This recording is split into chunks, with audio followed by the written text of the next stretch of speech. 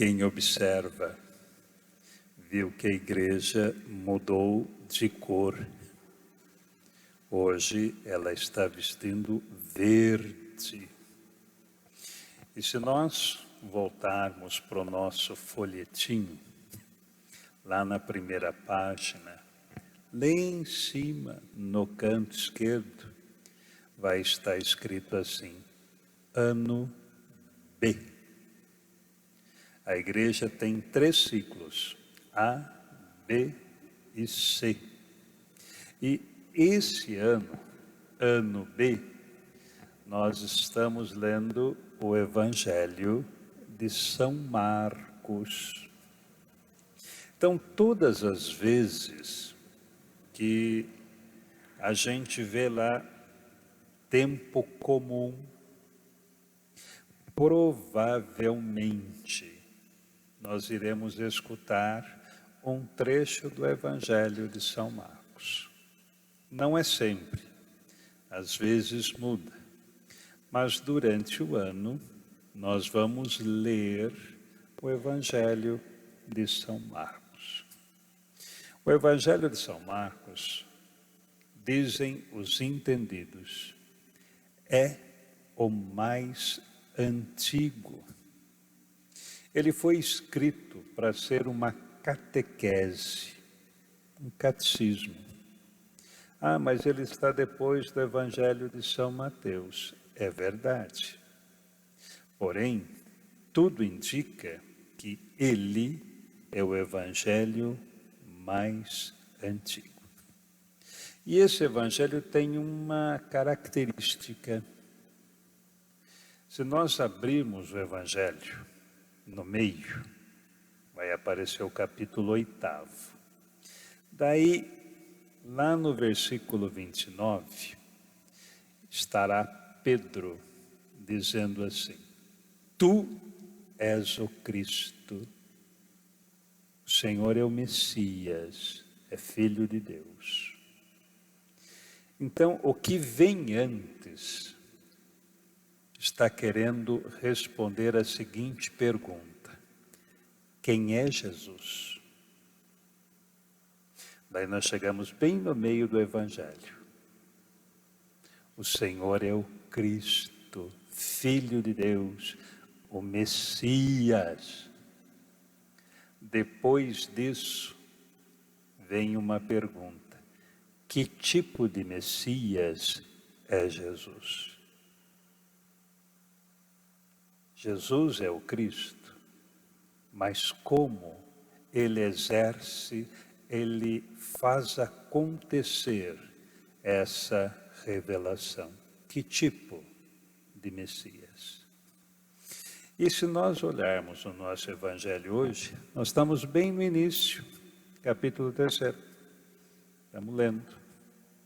E parece o texto que é cheio de exorcismos. Expulsa demônio, pega Satanás, vem Beelzebul, tudo aquilo. É um conjunto de exorcismos. Né? Quem gosta de falar sobre isso, hoje o prato está completo, cheio. Só que agora eu vou falar e vou causar uma decepção. Não vai ter exorcismo? Não. Não vai expulsar Satanás? Não. Não vai acontecer isso? Não. Ah, então vou embora. Não tem problema. O que está escrito aí? O que está escrito? Esse Evangelho tem 3 partes. 3 partes. Eu vou direto para aquilo que salta aos olhos, que é a vinda das autoridades. Eles foram enviados pelo Sinédrio, lá de Jerusalém, da capital. Eram os mentores intelectuais do Sinédrio, doutores da lei, gente esclarecida. E eles foram lá.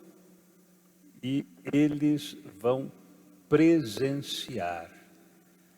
E eles vão agora dar testemunho testemunho. As autoridades vão dar testemunho. Jesus tem poder. Jesus tem autoridade. Isso vem das autoridades. Porque eles falam assim, ele tem tanto poder, tanta autoridade, que ele está fazendo alguma coisa e nós podemos dar o testemunho. Agora, de onde vem essa autoridade? De onde vem? Então aqui tem uma discussão. Olha, você deve estar possuído por Satanás, por Beelzebul, tá? Você é do mal. Você não é do bem. Você tem poder. Só que seu poder vem do mal. Você é do mal. Você não é do bem. Nós somos do bem. Você é do mal. Daí Jesus fala, então deixa eu perguntar uma coisa para vocês que são do bem. Vocês acham que o mal briga com o mal? Satanás expulsa Satanás. Ah, mas você é o príncipe dele. De novo, vocês acham que o mal acaba com o mal? Vamos pensar. Se ele acaba. Para entender um pouquinho mais, eu vou buscar na língua grega uma explicação que ajuda a gente entender melhor um pouquinho o texto. Nós chamamos e usamos muito a palavra diabo. Alguns programas televisivos ganham muito dinheiro expulsando o diabo. E a ideia que a gente tem de um ser. A palavra diabo, ela vem de um verbo grego, que significa dividir, gerar a dúvida. Dividir, gerar a dúvida. Por isso que nós falamos que o diabo é o príncipe da mentira. Ele gera a dúvida. Dúvida. Quando a pessoa está em dúvida, ela perdeu a certeza. E quem não tem mais certeza se sente inseguro, insegura. Ela não sabe mais onde coloca os pés. A incerteza, ela tira a claridade. Eu não sei para onde eu vou. Eu não sei o que eu faço. Eu não sei como eu me comporto. E isso gera medo. O medo não deixa a pessoa caminhar. Não faz a pessoa crescer. Faz a pessoa ficar doente. Quando isso está acontecendo, o verbo vem dizer isso, diabólico. Você perdeu o sentido da existência, a sua liberdade, a coragem. Lutar por quê? Viver para quê? Não tem mais sentido. Quando Jesus começa a conversar, Jesus é aquele que faz a união, libertação. Jesus é aquele que dá certeza. certeza. Jesus não tem dúvidas. Jesus não está em crise. Jesus sabe para onde vai. Jesus é. É a verdade, é caminho, é vida. Tudo aquilo que se opõe ao diabólico. Tudo aquilo. Quando Jesus encontra as pessoas, Jesus passa a todos a certeza. Portanto, a alegria da vida volta a existir. Como é bom nós termos certezas. Como é bom a gente caminhar, fazer projeto, sentir-se pleno de vida. Como é bom ter lá na alma esse sentimento de poder caminhar. Jesus chega, Jesus faz. E as pessoas têm esse contato e se sentem libertas, se sentem novamente integradas. São pessoas que voltam a ter aquela comunhão profunda com Deus. Na primeira leitura, eu acho interessante, me desculpem, Deus foi falar com o homem. O que você fez? Não fui eu, foi a mulher. Deus vai falar com a mulher. Não fui eu, foi a serpente. A gente já está acostumado a pôr a culpa nos outros, né? Tem sempre alguém que tem que levar a culpa. Quando a gente sai desse estado chamado diabólico, a gente volta para o estado de graça, lucidez de vida. Isso Jesus faz. Por isso, agora que o texto usa muito a expressão Satanás, que é enganar. Enganar. Engano. Enganar, o grande enganador.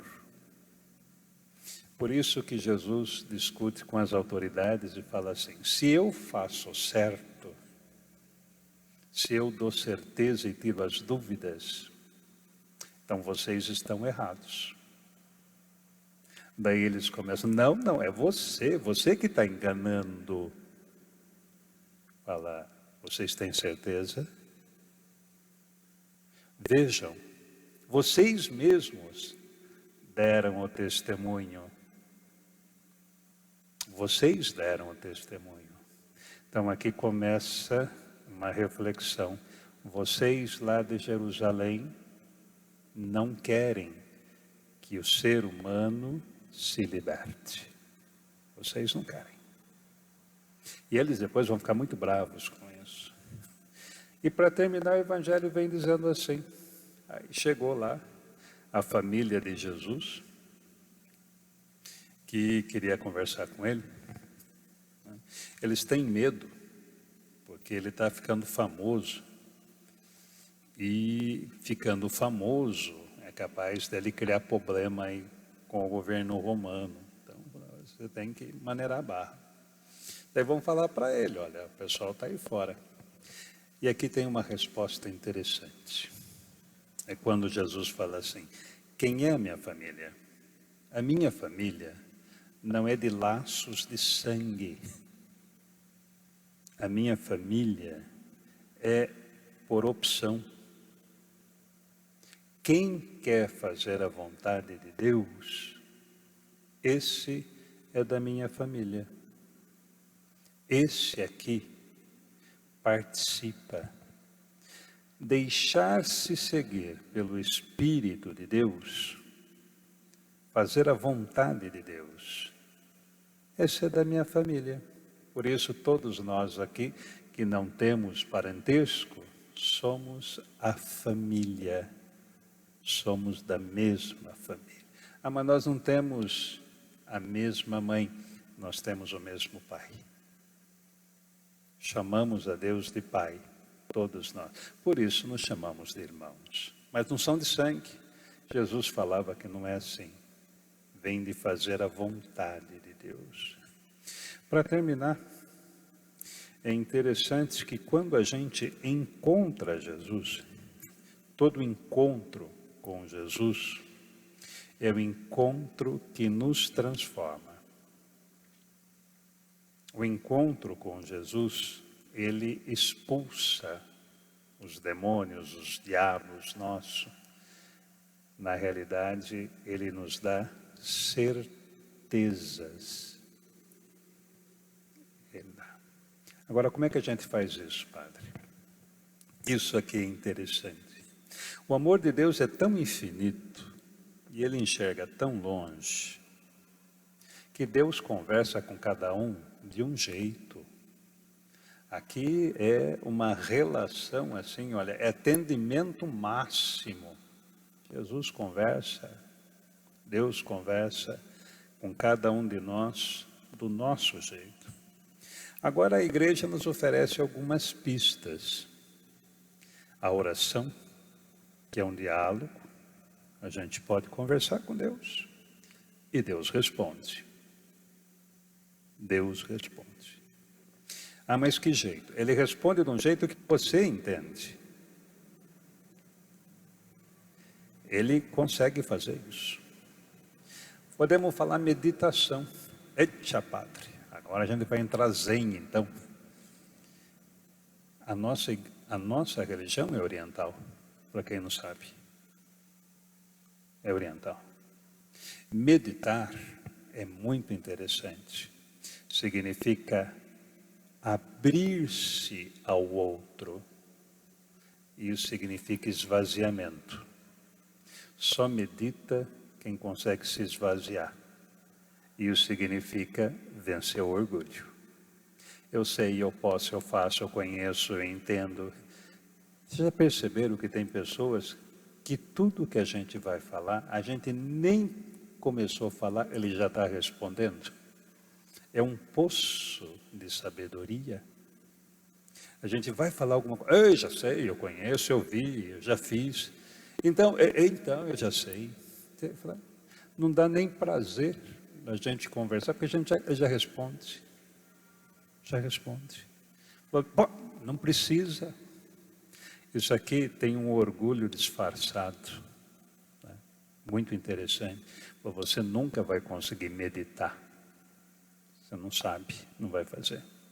A terceira é a prática. É quando a gente se coloca a seguinte pergunta: se Jesus estivesse aqui, o que ele ia fazer? Se Jesus estivesse aqui, o que ele faria? Ah, mas Padre, aí não é fé, é prática. Toda prática influencia o nosso modo de ser. Pronto. Tem 3 pistas. Agora, cada um escolhe o seu caminho. Por isso que Jesus falava: olha, eu estou aqui, expulso, eu dou certeza. Eu sei que eu já falei um pouquinho, mas eu estou com um negócio na língua, eu acho que eu não vou conseguir segurar, eu vou falar. Quando eu era padre novinho, eu fui nomeado pároco numa igreja de periferia, bem pobre. Mas quando digo pobre, era pobre mesmo. Nós fizemos um movimento, para vocês terem uma ideia. E o meu primeiro carro foi uma Brasília amarela, bem Mamonas Assassinas, assim, um carro. Né? E era 1º de maio, e um vizinho da igreja tinha comprado uma moto. Ele foi sair de moto no feriado, teve um acidente e morreu. E era ele que cuidava do irmãozinho pequenininho. E ninguém tinha coragem de contar para o irmão pequenininho que o irmão maior tinha morrido. E esconderam dele. E inventaram um monte de mentira. Inventaram. Passado aí uns 15 dias, 20 dias, o menino pequenininho achou uma fotografia do irmão. E teve um impacto. E esse impacto, ele começou a virar o olho, a espumar, e uma força, a gente chama de sancionismo, vem de sanção, ninguém segurava o menino. Isso aconteceu num domingo à noite. Eu estava saindo da igreja e vieram me chamar. Falou, padre, tem um menino com o demônio no corpo, para o senhor fazer o exorcismo. Falei, fala que ele se não marcou hora, eu não tiro o demônio assim, então vou embora. E eu montei no carro para ir embora. Mas daí, falei, não, vamos fazer essa caridade. Vou fazer um exorcismo no domingo à noite. Quem não quer dormir depois do exorcismo, vou fazer um exorcismo à noite. Eu fui, a hora que eu cheguei na rua, estava toda a rua na rua, um movimento, gente. Um movimento, vocês não têm ideia. Quando eu cheguei, o padre chegou, é a vez do padre. Já tinha passado os espíritas e os pastores, e nenhum deles tinha tirado o diabo.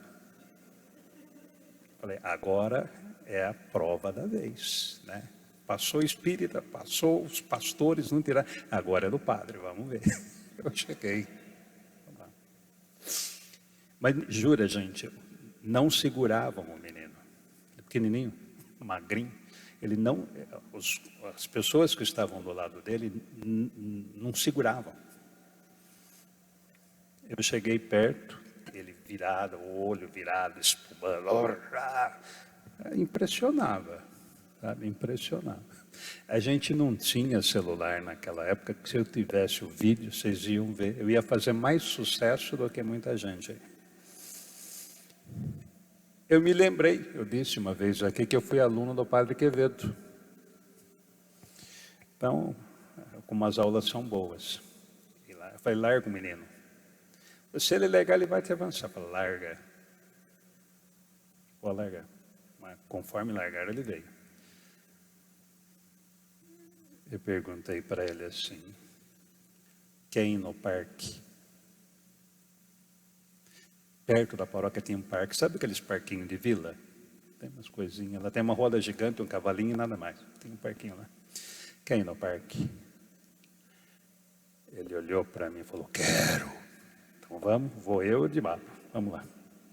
Daí a tia dele veio junto, falei, vamos comigo. Eu, a tia, o menino. E ele falava assim, eu não sou um, eu sou 7. Falei, pelo menos, né? Falei, vamos nós, na Brasília Amarela. Vamos lá no parque. A hora que chegou no parque, falei, o que você está vendo? A roda gigante. Você quer ir na roda gigante? Eu quero. Então vamos na roda gigante? Vamos. 20 minutos, tirei os 7 diabos. Voltamos para casa e aquela expectativa. Padre, chegou, o menino chegou sorrindo, brincando, tinha comprado uns negocinhos para ele lá. Gente, o padre tem poder. Foi um problema para mim parar de fazer exorcismo.